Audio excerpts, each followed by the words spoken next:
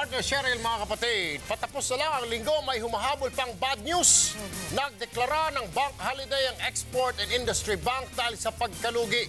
Ito yung dating urban bank partner na dati na rin palang nabangkarote. Kaso Erwin, ngayon problemado ang may 50,000 depositor kung paano makukuha ang kanilang ipon. Lalo na't panahon pa naman ng matrikula ngayon. Ikwento mo, Gerard de la Peña.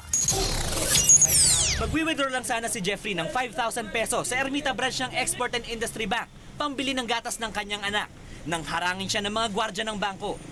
Mag-withdraw ako dahil kasi uuwi ako sa family ko eh. Paano naman yung ganung bagay, di ba? Siya na, naintindihan nila yun. Kasama ni Jeffrey na nagkumpul-kumpul sa labas ang iba pang kapwa niya depositor ng Export Bank. Lahat sila gulat nang hindi papasukin ng mga gwardya para mag-withdraw sa bangko. Nakakalungkot din kasi dyan lahat kami, ang transaksyon namin dyan eh. Nagdesisyon kahapon ng Export Bank na magdeklara ng bank holiday. Hindi na raw nito kayang bayaran ang mga deposito na tinatayang nasa 800 million pesos.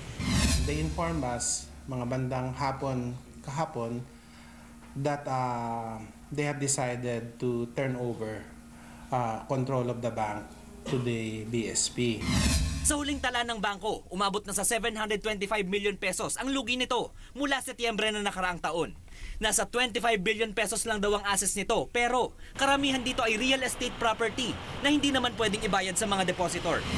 Kung matatandaan, ng Export Bank ang dating urban bank na nalugi at naipasara noong taong 2000. May isang grupo lang ng mga investor na nagpasok ng pera dito, kaya muli itong napabuksan. Pero nitong mga nagdaang taon, nang muli itong mangailangan ng pera, wala ng investor na interesado pang sumugal dito. Bibili na sana ng Bangko de Oro ang Export Bank, pero sabi ng BSP, mismong BDO ang umatras sa plano. They found that there were many legal issues facing Export and Industry Bank that were unresolved. And they didn't want to get into such a situation that could potentially drag BDO.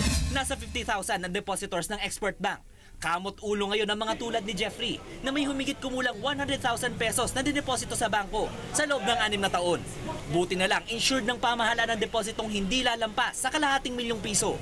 Magkakaroon ng Depositors Forum sa Miyerkules para maituro sa depositors ng Export Bank kung paano makukuha ang kanilang pera. Gerard de la Peña, News 5.